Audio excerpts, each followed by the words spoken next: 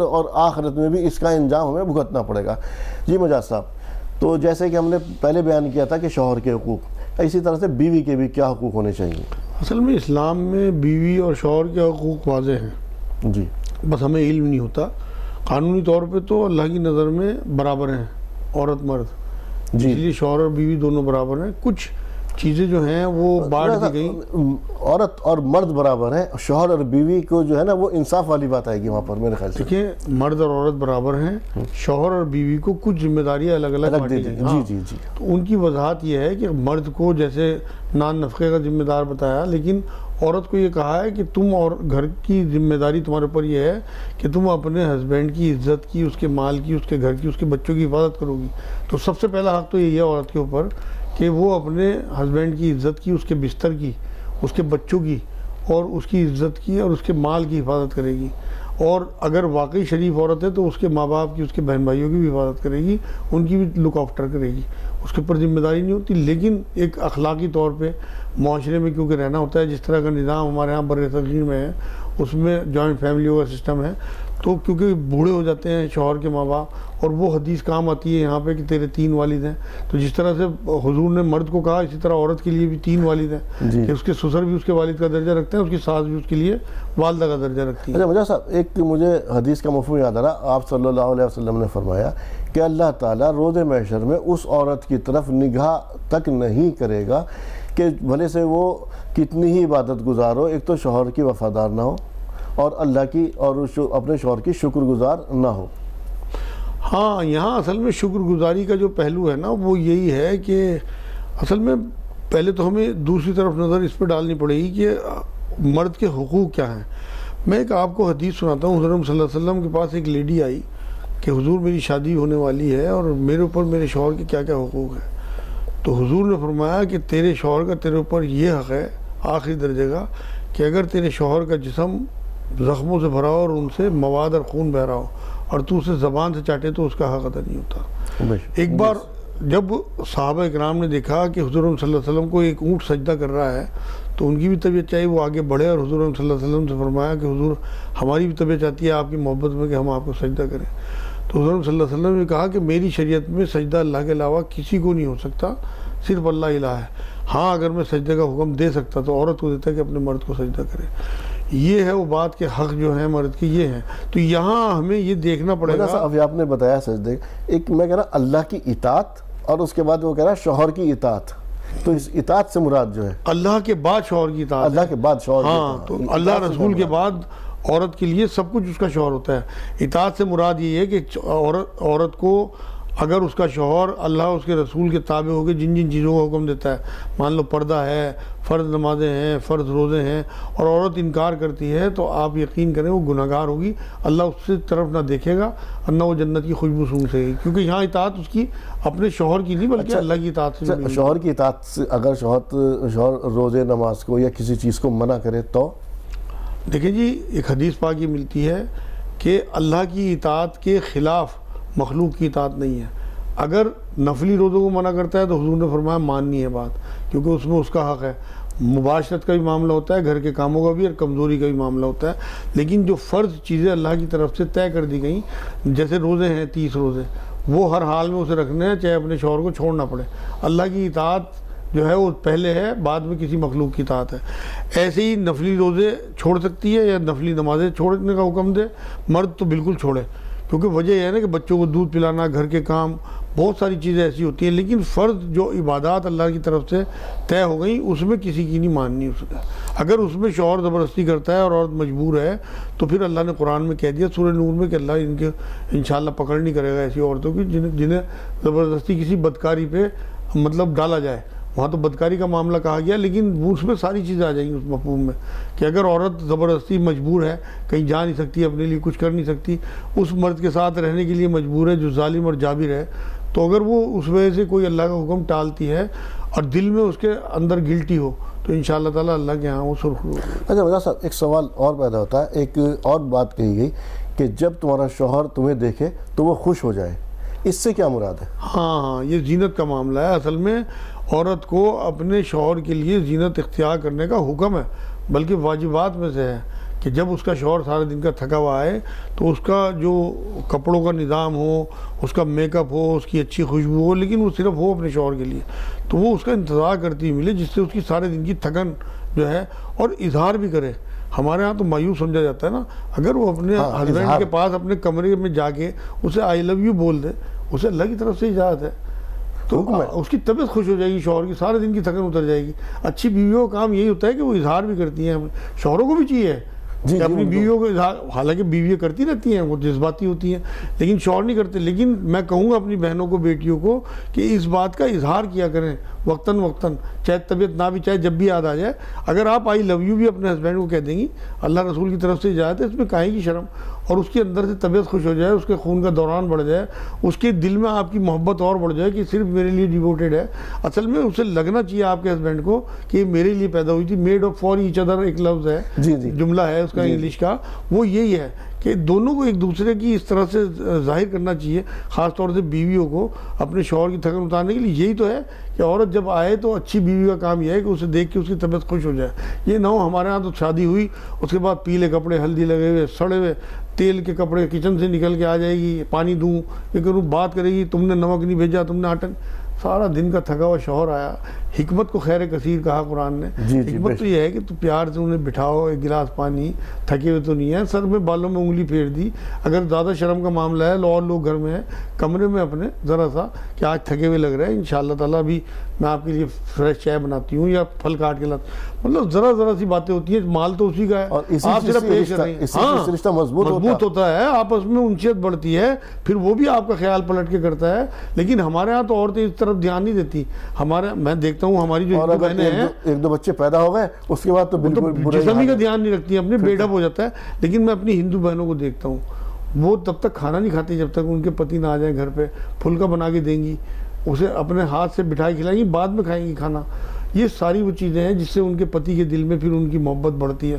تو ہمیں دیکھیں کیا کہا حضور صلی اللہ علیہ وسلم نے، حکمت جو ہے یہ کھویا ہوا خزانہ ہے مومن کا، جہاں سے ملے لے لو۔ یہ ضروری تھوڑی ہے کہ ہندو معاشرے میں اگر یہ چیزیں ہیں تو ہم نہیں لے سکتے، ہماری بہنوں کو چاہیے وہاں سے اڈاپٹ کریں۔ اچھی چیز ہر جگہ سے یہ تو حضور صلی اللہ علیہ وسلم حدود کے اندر، اللہ کی حدود کے اندر، اللہ کی حدود کے اندر اچھی چیز کہیں سے بھی لے سکتے ہیں۔ بھائی جب حضور صلی اللہ علیہ وسلم جب گھر میں گھستے تھے تو اس کے بعد ان کی بیویوں کی حالت تو دیکھا کریں، کوئی دوڑ رہی پانی لینے کے لیے، کوئی حضور کا سر گزار رہی، کوئی مطلب یہ محبت کے ایک انداز ہوتے ہیں، یہ اظہار کرنا بے پناہ اس رشتے کو مضبوط کرنے کے لیے، اس کا اظہار بہت۔ اور مجھے یاد آ رہا آپ صلی اللہ علیہ وسلم نے فرمایا اس کے مال کی حفاظت کرو، ہاں مال کے اور پیسے کی، یہ اس کا اس میں تو یہاں تک حضور نے فرمایا کہ اگر تم بنا اپنے شوہر کی اجازت کے صدقہ کرتی ہو تو اس کا آدھا اجر آپ کے شوہر کو ملے گا۔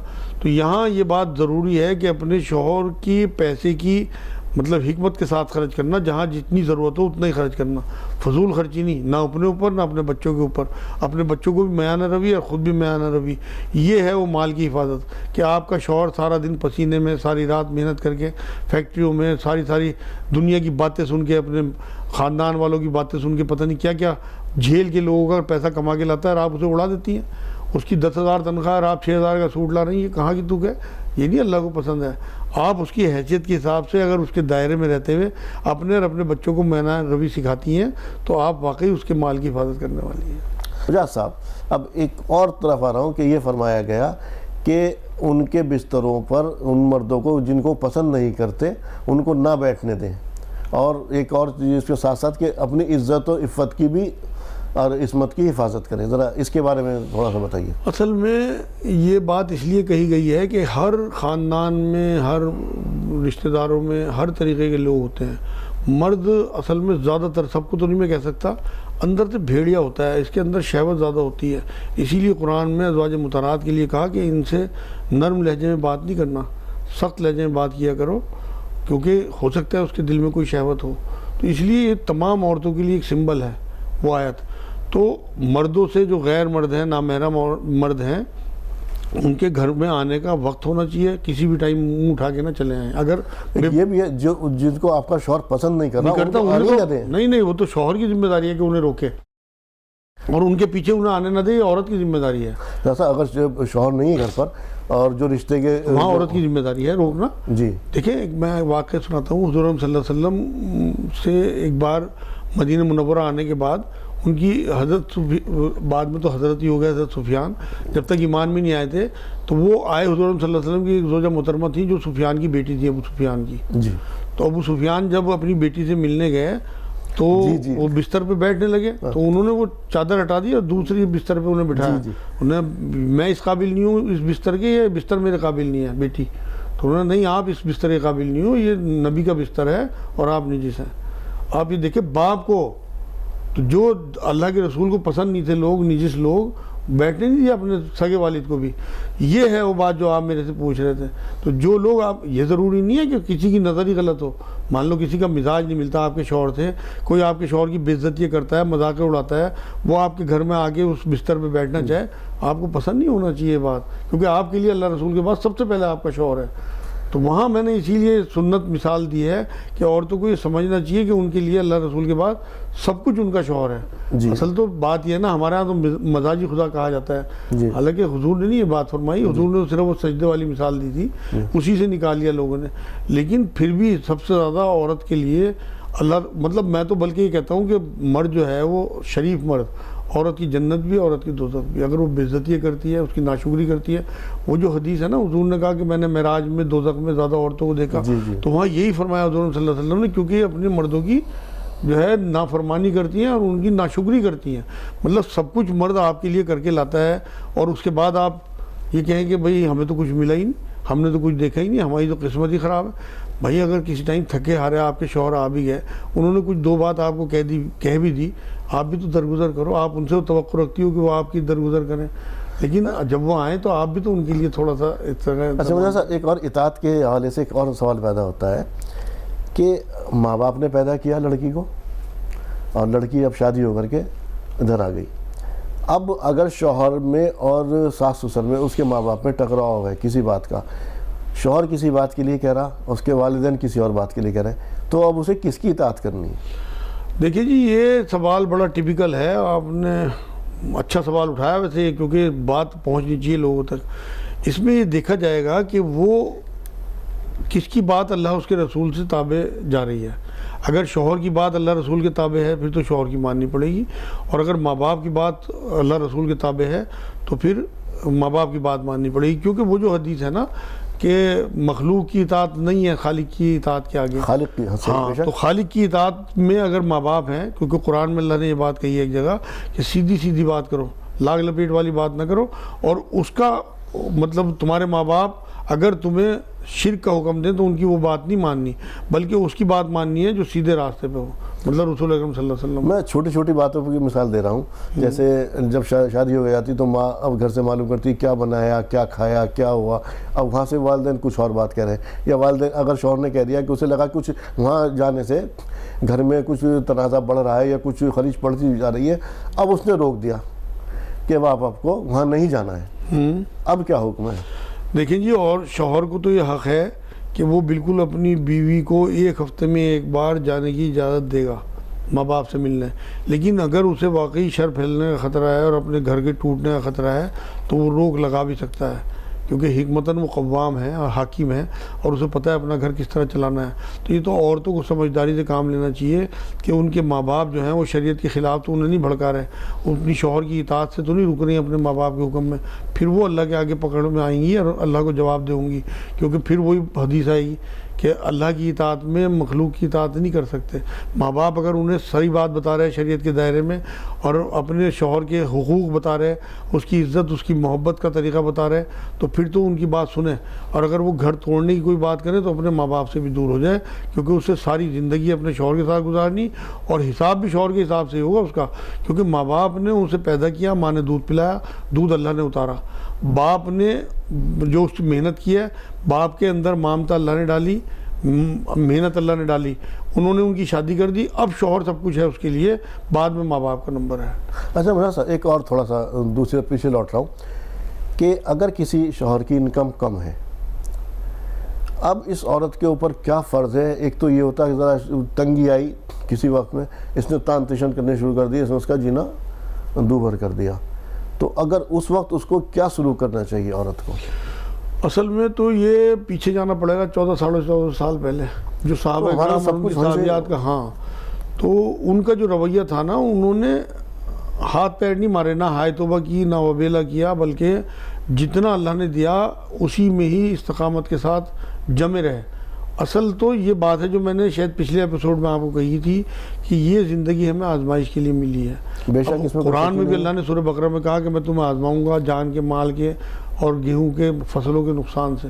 تو یہ آزمائش کا حصہ ہو سکتا ہے کہ آپ کے شوہر کی انکم کم ہو اور وہ دیکھنا چاہتا ہے کہ حرام کی طرف تو نہیں جاتی، ناشکری کی طرف تو نہیں جاتی، تو وہاں آپ کو اپنے شوہر کی اطاعت میں انہی پیسوں میں گزر بسر کرنا چاہیے اور اپنے شوہر کو حوصلے دیتا رہنا چاہیے۔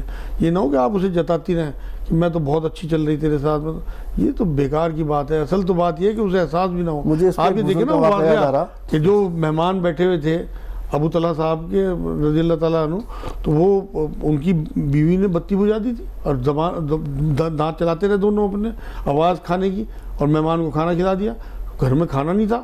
اب آپ دیکھو نا دوسرے وہ واقعہ ایک بیوی کا کہ بچے کی ڈیڈ باڈی پڑی ہوئی ہے اور شوہر تھکا ہوا آیا، اس کے بعد ہم بستری بھی ہو رہی ہے۔ تمام تعلقات بھی یہ سارے جو ہیں یہ حقوق میں آتے ہیں، مردوں کے حقوق میں، تو یہ ہمیں وہاں سے لینا پڑے گا، اور جب تک ہم وہاں پیچھے کی طرف نہیں جائیں گے تو یہ تو صرف اس ٹائم جو ہے مادی زمانہ ہے، اس میں مادیت کی طرف ہی ہم۔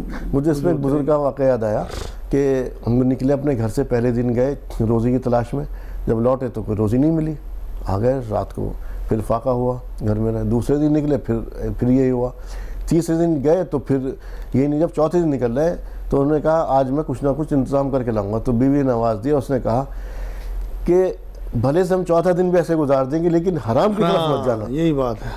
تو وہ ہماری بیویوں کو یا ہماری جو عورتیں ہیں ان سب کو کس طرح سے اس پر عمل کرنا چاہیے۔ اور ایک چیز اور مجاز صاحب، یہ تو ایک چیز ہے، دوسری چیز بد مزاجی، بد کلامی عورت کی کتنا اس رشتے کو کمزور کرتی ہے اور کتنا اپنی آخرت کو خراب کرتی ہے وہ۔ اصل بات یہ ہے کہ اس پہ پہلے والے سوال کے جواب میں تو آپ کے اللہ پہ توکل چاہیے کہ جو ہمارا اللہ ہمارے لیے کر رہا ہے بہت بہتر ہے، کیونکہ اللہ کبھی غلط نہیں کرتا۔ مجاز صاحب جو میں نے بات کی تھی بد کلامی، بد زبانی، ذرا اس کے بارے میں بتائیے۔ جیسے شوہر گھر میں آیا اور اس کو لگا، اب اس کے ایک تو میں نے پہلے بات کی تھی کہ جب شوہر صاحب گھر میں آئے تو گھر کے اندر ماحول ایسا ہو گیا، ایک شوہر ہارا تھکا آ رہا ہے، اس نے کہا کہ آج نمک نہیں تھا، آج یہ نہیں آیا، یہ نہیں ہوا، اس نے یہ کیا، بچے نے اس نے یہ کیا، اس نے کیا، اس کے اوپر ماں جھڑی لگا دی، اس کے اوپر تمہارے باپ نے یہ کیا، تمہاری ماں نے یہ کیا۔ اس عورت کے لیے کیا حکم ہے؟ یہ میں بتا چکا آپ کو کہ جب حضور صلی اللہ علیہ وسلم معراج سے لوٹے ہیں، اس کے بعد عورتوں کے ایک مجمع میں کر رہے تھے، مطلب واز، تو اس میں یہی بات فرمائی کہ میں نے عورتوں کو دوزخ میں زیادہ دیکھا۔ تو ایک موٹی سی عورت بیٹھی تھی، اس نے پوچھا حضور کس وجہ سے؟ کیونکہ تم اپنے میاں کی ناشکری کرتی ہو۔ یہ ہے وہ بات کہ آپ کے ہسبینڈ کی آپ ہر چیز کی، اس کی عزت کی بھی حفاظت، بچوں میں اس کی انسیت پیدا کرنا ان کے دلوں میں، نہ کہ انہیں بھڑکانا۔ جو عورتیں اپنے میاں کی بے عزتی کرتی ہیں اس طرح سے، دیکھیں جس طرح سے میں نے ابھی فرمایا نا کہ ابھی وہ عرض کیا کہ حضور صلی اللہ علیہ وسلم نے فرمایا تھا کہ شریف آدمی جو ہے وہ اپنی عورت سے دب کے رہتا ہے، بالکل یہی بات اسی حدیث کو تھوڑا سا آپ عورتوں کی طرف اپلائی کر لیں کہ شریف عورت جو ہے وہ بھی اپنے مرد سے دب کے رہتی ہے۔ شریف مرد دباتا نہیں، اسی طرح سے معاشرہ چلتا ہے، اسی طرح سے گھر چلتے ہیں کہ عورت دبے نا، عورت کو دبایا نہ جائے اور عورت دب کے رہے، اسی طرح مرد جو ہے اسے دبایا نہ جائے اور مرد دب کے رہے۔ بہت خوبصورت گھرانہ بنتا ہے۔ آپ یقین کریں میں نے ایسے ایسے گھر دیکھے ہیں جن کی لڑائی نہیں ہوتی، کبھی لڑائی بھی ہوئی 10-5 منٹ میں سوری بولو اور ختم۔ میں اپنے بارے میں آپ کو کیمرے پہ بات بتا رہا ہوں الحمدللہ بڑے رسوخ کے ساتھ کہ 34 سال کے قریب میری شادی کو ہو گئے، 3-4 بار جھگڑا ہوا ہوگا شاید وائف سے، اور میں نے 15 منٹ سے زیادہ، آدھے گھنٹے یا ایک دن سے زیادہ چلنے نہیں دیا، اسے کبھی معافی بھی نہیں مانگنے دی، سوری بولا اور ختم کر دیا۔ اس لیے بتاتا ہوں کہ لوگوں کو ترغیب ملے، کیونکہ ہم رسول اکرم صلی اللہ علیہ وسلم کے شہدائی ہیں، نبی علیہ السلام جو ہمیں دے کے گئے ہیں وہ طریقہ ہمیں اپنانا ہے اپنی بیویوں کے ساتھ، تب ہمارے لیے زندگی آسان ہوگی۔ یہ تھوڑی ہے کہ ہم صرف باتیں کرتے رہیں، اصل تو آپ کے کہنے اور کرنے کا فرق نہیں ہونا چاہیے۔ اب میں یہاں بہت بڑھیا بڑھیا جملے بول کے جاؤں، جو میرے جاننے والے، میرے بچے، میرے رشتہ دار، میری بیٹی ہے، جب وہ دیکھتی ہیں کہ ہمارے باپ کا ٹی وی پہ تو رویہ یہ اور گھر میں یہ، تو میں کہاں کا مومن رہ گیا یار؟ پھر تو باتیں باتیں ہیں۔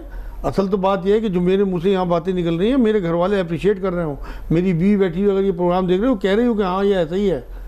اچھا مجھے ایک اور پہلو ہے اس کے اندر، ایک دوسرے کا احترام اور ایک دوسرے پر اعتماد، ہاں یہ کتنا ضروری ہے؟ اصل بات یہ ہے کہ اسی سے معاشرہ بنتا ہے، اسی سے گھر بنتا ہے، اسی سے جنت بنتی ہے۔ اعتماد کا معاملہ یہ ہے کہ جب آپ ایک بار کسی کو اپنے نکاح میں لیا ہے تو آپ کا سب کچھ اس کا اور اس کا سب کچھ آپ کا ہو گیا. دیکھو جو حدیث جو حضور نے فرمایا تم میں بہترین ہیں وہ لوگ جو اپنے گھر والوں کے ساتھ اچھے، خاص طور سے بیویوں کے. اس کا مطلب یہی ہے کہ آپ کا جو کرائیٹیریا اچھے ہونے کا ہے وہ آپ کی بیوی کے ہاتھ میں دے دیا اللہ نے. بے شک. اگر آپ کی بیوی یہ کہتی ہے کہ ہاں آپ اچھے ہیں تو آپ اچھے ہیں، ورنہ آپ اچھے نہیں ہیں. آپ معاشرے میں کتنے اچھے بنتے رہیں، میں کتنے سفید کپڑے پہن کے گھومتا رہوں، میری بیوی کو پتہ ہے کہ میرے بدن پہ کتنے داغ ہیں، کتنے دھبے ہیں، کیونکہ وہ میرا لباس ہے. بالکل صحیح بات. تو حضور نے جو بات فرمائی تو وہ اس کے پیچھے یہی معاملہ ہے کہ اگر آپ اپنی بیوی پہ اعتماد کریں گے، اس پہ بھروسہ کریں گے، یہ یقین کریں گے کہ اللہ نے جو میرے نکاح میں دی وہ دا بیسٹ ہے اور میرے لیے چن کے دیا ہے میری زندگی گزارنا. شروع میں کچھ شکایتیں اگر ہوتی بھی ہیں تو دھیرے دھیرے آپ کی زندگی اس ڈھرے پہ آ جاتی ہے کہ آپ کو ان کا بھروسہ. اور میں نے پچھلے ایپیسوڈ میں شاید آپ کو کہا تھا کہ 3 چیزیں ہیں جو گھر کو جنت بناتی ہیں. اس میں سب سے پہلی چیز اعتماد ہے کہ ایک دوسرے پہ بھروسہ ہونا چاہیے کہ ہمارا خیر خواہ ہے، اور وہ آپ کی ایکشن سے، آپ کی ایکٹیویٹی سے، آپ کے عمل سے لگے گا، آپ کے اظہار سے، آپ کی محبت سے لگے گا. دوسرا جو معاملہ ہے وہ ہے آپ کا عزت دینا کہ لوگوں کے بیچ میں. ہاں ہم جو جھڑکی دیتے ہیں یا اپنے مردوں کو کچھ نہیں سمجھتی جو عورتیں غیبتیں کر رہی ہیں دوسروں کے ساتھ بیٹھ کے، دونوں کا ہی معاملہ یہ. ہاں عورتوں کا زیادہ ہوتا ہے کہ اپنے شوہروں کے سامنے تو اچھی بنتی رہتی ہیں، پیچھے ان کی برائیاں کرتی ہیں. ارے بھائی تمہیں اگر کچھ معاملہ ان سے شکایت ہے غیبت ہو گئی نا، آپ ساری شکایت اللہ سے کیوں نہیں کرتے کہ اللہ ان کے نکاح میں آپ نے دیا ہے 2 نفل پڑھیں. قرآن یہ کہتا ہے سورہ بقرہ 45 نمبر آیت کہ صبر اور صلاۃ سے میری مدد چاہو. آپ 2 نفل پڑھ کے اللہ کے آگے کہ اللہ ان کے نکاح میں آپ نے دیا ہے میرے مطلب کر دو. ہر چیز کا مطالبہ اللہ سے کریں. جب قرآن میں اللہ نے کہا کہ تمام مخلوق کو میں نے ماتھے سے پکڑا ہوا ہے، پیشانی سے، اس کی سوچ، اس کی تقدیر، اس کا سب کچھ اللہ کے ہاتھ میں ہے. تو آپ کے ہسبینڈ کا دل بھی اللہ بدل دے گا. حضور نے فرمایا تمام مخلوق کے دل اللہ کی 2 انگلیوں کے مابین ہے، جیسے مرضی گھماتا ہے. تو آپ اللہ کے سامنے ریکویسٹ رکھیں تو دیکھیں آپ جو غیبتیں کر رہی اپنی ماں سے، اپنی بہنوں سے، اپنی سہیلیوں سے، آپ یقین کریں آپ اپنے لیے دوزخ تیار کر رہی. آپ اللہ سے بات کریں. ایک اور اس کا پہلو، ایک اور جو بہت اہم پہلو ہے، لباس کہا گیا سکون ایک دوسرے سے حاصل کرو، وہ تمام تر چیزوں کے بارے میں ہے. جی میں تھوڑا سا دوسری طرف آ رہا ہوں کہ وہ اکثر و بیشتر ایک دوسرے کی ضرورت کو نظر انداز کرنا. میں دونوں کے لیے کہہ رہا ہوں، خالی مرد کے لیے نہیں کہہ رہا، عورت کو اگر اس کو نظر انداز کر رہے ہیں تو کتنے بڑے گنہگار ہو رہے ہیں. دونوں ہی بہت بڑے گنہگار ہیں. دیکھیں میں ایک واقعہ سناتا ہوں آپ کو. ایک صحابی تھے حضرت عمرو بن العاص رضی اللہ تعالیٰ عنہ. وہ جب انہوں نے دیکھا کہ میں نیکی زیادہ نہیں کر پا رہا تو انہوں نے طے کیا کہ میں روزے رکھوں گا اور میں نمازیں پڑھوں گا ساری رات، اور میں مطلب جو ہے بیوی سے بھی نہیں ملوں گا. حضور صلی اللہ علیہ وسلم جب پتہ لگا حضور جلال میں آ گئے اور یہ جملہ کہا کہ تم جو ہے وہ رات کو جاگو بھی اور اپنی بیوی کا بھی حق ادا کرو، تمہاری بیوی کا تمہارے پر حق ہے. تو غصے میں آ گئے حضور صلی اللہ علیہ وسلم جلال میں کہی یہ بات. تو ایک تو یہ معاملہ ہو گیا کہ بیوی کو حق ہے. اگر کوئی مرد اپنی بیوی کا حق ادا نہیں کر رہا اور وہ معصوم اس وجہ سے چپ ہے کہ اس میں اللہ نے حیا شرم رکھی ہے تو وہ حق تلفی میں پکڑا جائے گا. مجھے اسی پہ ایک واقعہ یاد ہے، حضرت فاروق رضی اللہ عنہ کے دور خلافت کا واقعہ. ایک عورت آئی، اس نے کہا کہ میرے شوہر بہت عبادت گزار ہیں اور ساری رات عبادت میں گزارتے ہیں، پورے مہینے اور اس کے روزے رکھتے ہیں. اب وہ چلی گئی تو ایک صحابی بیٹھے تھے، انہوں نے کہا کہ امیر المومنین آپ نے غور نہیں کیا اس نے کتنے خوبصورت انداز میں اپنے شوہر کی شکایت کی. یہ وہی ہے. تو پھر انہوں نے اس کو کہا کہ بھائی کتنے دنوں کا وہ نظر انداز کر سکتے ہیں؟ تو شاید 4 دن یا 4 مہینے ایسا کچھ. وہ اصل میں وہ معاملہ اس کا تھا کہ جہاد پہ لوگ گئے ہوئے تھے تو حضور صلی اللہ علیہ وسلم نے پھر اپنی بیٹی سے آگے پوچھا تھا. جی اب ماں ام المومنین تھی حضرت حفصہ رضی اللہ تعالیٰ عنہ، ان سے پوچھا تو انہوں نے بتایا کہ 4 مہینے زیادہ. پھر انہوں نے طے کر دیا تھا معاملہ. وہ الگ میٹر ہے، انشاءاللہ کسی دن جہاد پہ بات کریں گے. اب جو میں بات بتا رہا ہوں آپ کو جو حقوق کی بات ہے، اب آپ یہ دیکھیں کہ سورہ مومنون کی 6 نمبر آیت میں اللہ رب العزت یہ کہتے ہیں کہ جیسے ابھی آپ نے شوہر کے بارے میں بتایا، مرد کے بارے میں کہ وہ عبادت کر رہا ہے. میں عورت کے بارے میں جو عورت کے بارے میں، عورت اکثر بیشتر کیا کرتی ہے میں آپ کو تھوڑا سا بتاؤں. یہ کئی سننے میں آیا کہ وہ کوئی نہ کوئی بہانہ بنا دے گی، بیماری کا، تھکان کا، یہ سب کا. اب اس عورت کے بارے میں اصل میں عورت کے بارے میں بتا رہا ہوں. دیکھیں جو بہانہ نہیں ہوتا، کئی بار جینون معاملہ ہوتا ہے تو عورت مرد کو بھی یہ سمجھنا چاہیے کہ جو میری عورت ہے وہ مطلب سارا دن تھکی ہوئی، بچے بھی پال رہی ہے، گھر بھی دیکھ رہی ہے، اس کی صحت بھی خراب ہو رہی ہے، اس کی صحت کے حساب سے فیصلہ کرے. اور عورت کو بھی یہ چاہیے کہ اپنے مرد کی عفت کی، عزت کی حفاظت رکھے. جب وہ حلال اسے کھلائے گی تو وہ حرام کی طرف نہیں جائے گا. ایک نمبر قرآن میں اللہ رب العزت نے سورہ مومنون ہے قرآن میں 19ویں پارے میں غالباً، اس میں اللہ رب العزت نے یہ بات کہی ہے 6 نمبر آیت میں کہ سیکس کو جو ہے وہ اگر ڈسپلن میں ہو، شریعت کے دائرے میں، اسے برا نہ سمجھو، نہ اس کے کرنے والوں کو برا سمجھو۔ میں جو معاشرے میں دیکھتا ہوں، میرے پاس جو شکایتیں آتی ہیں میں وہی بتا رہا ہوں آپ کو۔ عورتیں کہتی ہیں زیادہ عمر ہونے کے بعد، مان لو 50 کا مرد ہو گیا یا 45 کا مرد ہو گیا، کہ ہماری تو بچیاں بڑی ہو گئی، ہماری تو ببویں آ گئیں، وہ ہمیں نہاتا ہوا دیکھیں گی روز دیکھ کے تو کیا کہیں گی؟ میرے بھائی آپ کو میری بہنوں، آپ کو اپنے شوہر کو حرام سے بچانا ہے، اس لیے ضروری ہے کہ جب وہ آپ کو بلائیں آپ کو جانا ہے۔ حضور نے کیا فرمایا کہ مرد اگر اونٹ کی پیٹھ پہ ہی بیٹھا ہوا ہو تو آپ ان کو بلائے تو آپ کو وہاں جانا ہے، اس کی ضرورت پوری کرنی ہے۔ ایک واقعہ سناتا ہوں میں آپ کو۔ حضور صلی اللہ علیہ وسلم گھر سے نکلے، جی تھوڑی سی آگے بڑھے بازار میں تو 2 عورتیں جا رہی تھیں، جی کولے بڑے بڑے تھے، نبی کی بات بتا رہا ہوں میں آپ کو۔ جی حضور صلی اللہ علیہ وسلم کی جب ان پہ نظر پڑی، ایک صحابی ساتھ تھے، کہنے لگے عورتوں کے 2 شیطان آگے 2 پیچھے چلتے ہیں۔ واپس پلٹے، حضرت سودا کون، ہماری ماں کوئی برتن دھو رہی تھی بیٹھی ہوئی، انہیں کہا کہ سودا مجھے تمہاری ضرورت ہے۔ دن کا ٹائم تھا، فوراً برتن چھوڑا، اپنے ہسبینڈ کی خواہش پوری کی۔ میں اس لیے بتا رہا کہ میری ماں بہنیں اس بات کو سن لیں کہ سیکس کی بھی کوئی عمر نہیں ہوتی، اللہ کی طرف سے آپ کو پوری اجازت ہے، اور اسے برا نہ سمجھیں، یہ سنت ہے۔ اپنے نہ یہ پرواہ کریں کہ میری بہو کیا کہے گی، کہ وہ روز نہ آ رہی ہے، میرے بیٹے کیا کہیں گے۔ اصل تو بات یہ ہے، آپ کو اللہ رب العزت نے جوڑا بنایا ہے، جوڑے کو ایک دوسرے کا خیال کرنا ہے، ایک دوسرے، اگر خدا نہ خواستہ آپ کی بے رغبتی کی وجہ سے آپ کے شوہر کسی حرام کی طرف چلے گئے تو آپ بہت پچھتائیں گی۔ دوسرے جس معاشرے میں ہم رہتے ہیں وہاں دوسری شادی کو بھی مایوب سمجھا جاتا ہے، عیاشی سمجھا جاتا ہے، تو اس لیے ہاں میں انشاءاللہ اس پہ کروں گا کئی دن بعد، لیکن یہاں یہ بتانا ضروری ہے کہ آپ اپنے حساب سے نہ چلیں، گھر کے ماحول کے حساب سے نہ چلیں، بلکہ اللہ اس کے رسول کے حساب سے چلیں۔ حضور صلی اللہ علیہ وسلم نے 60 سال کی عمر کے بعد تک بھی شادیاں کی ہیں، تو اس لیے اس کام کی کوئی عمر نہیں ہے، بلکہ سنت ہے، ثواب ہے۔ جب ایک صحابی نے پوچھا حضور صلی اللہ علیہ وسلم سے کہ حضور آپ یہ فرما رہے ہیں کہ یہ جو سیکس کا معاملہ ہے اسے کرنا ثواب ہے، کہ ہاں، حضور نے پلٹ کے کاؤنٹر کوشچن کر لیا کہ اگر تم خدا نہ خواستہ کسی حرام جگہ جانے لگو گے تمہیں گناہ نہیں ملے گا؟ کہ ہاں ملے گا۔ تو پھر تمہیں مطلب اگر لمٹ میں، ڈسپلن میں، نکاح کے بعد اس کام کو کرو گے تو اس کا ثواب بھی ملے گا، کیونکہ تو عبادت ہے۔ یہ حضور صلی اللہ علیہ وسلم کی سنتیں ہیں جو مجھے آپ نے بہت اچھا سوال کیا، اور میں شکریہ ادا کروں گا اس سوال کے لیے آپ کو، کیونکہ اس پہ بات ہی نہیں ہوتی، اور قرآن کی آیتوں کا ہی نہیں پتہ۔ یہ آپ کے ذہن میں اللہ نے بہت اچھا سوال ڈالا، اور یہ اس موضوع سے ریلیٹڈ تھا۔ تو ایک مردوں کا حق یہ بھی ہے اپنی عورتوں پہ کہ جب وہ انہیں بلائیں تو وہ انہیں جائیں، اور اگر اپنی عورت کی کچھ طبیعت خراب ہے کو اس کے حساب سے پھر سیٹل کریں اپنے سیکس کو، مطلب جو بھی اپنی طاقت ہے اسے اس کے حساب سے، اپنی وائف کے حساب سے اسے مینیج کریں، مطلب تھوڑا سا اسے بھی چھوٹ دے دیں، تھوڑی سی خود کو بھی اپنا قابو کریں۔ جبر تو کہیں ہے ہی نہیں۔ ہاں، جبر نہیں ہے اسلام میں۔ تو ناظرین، آج ہم نے جانا کہ بیوی کے اوپر شوہر کے کیا کیا حقوق ہیں، جیسا کہ بیوی ایک گھر کو خوشگوار بھی بنا سکتی ہے، دوزخ بھی بنا سکتی ہے، جہنم بھی بنا سکتی ہے، ساتھ میں وہ اپنے مرد کی آخرت کا ذریعہ بھی بن سکتی ہے، آخرت میں فلاح بہبود کا ذریعہ بن سکتی ہے، اور کس طرح سے اس کو حرام سے روک سکتی ہے۔ تو ناظرین، آج رشتوں کی ڈور میں اتنا ہی، لیکن جانے سے پہلے اپنے مہمان کا شکریہ ادا کر دیں۔ مجاز صاحب، آپ اسٹوڈیو میں آئے، میری اور تمام تر ناظرین کی رہنمائی فرمانے کے لیے آپ کا بہت بہت شکریہ۔ جزاک اللہ خیر۔ تو ناظرین، رشتوں کی ڈور میں آج اتنا ہی، اسی کے ساتھ اپنے میزبان کو دیجیے اجازت۔ السلام علیکم ورحمۃ اللہ وبرکاتہ۔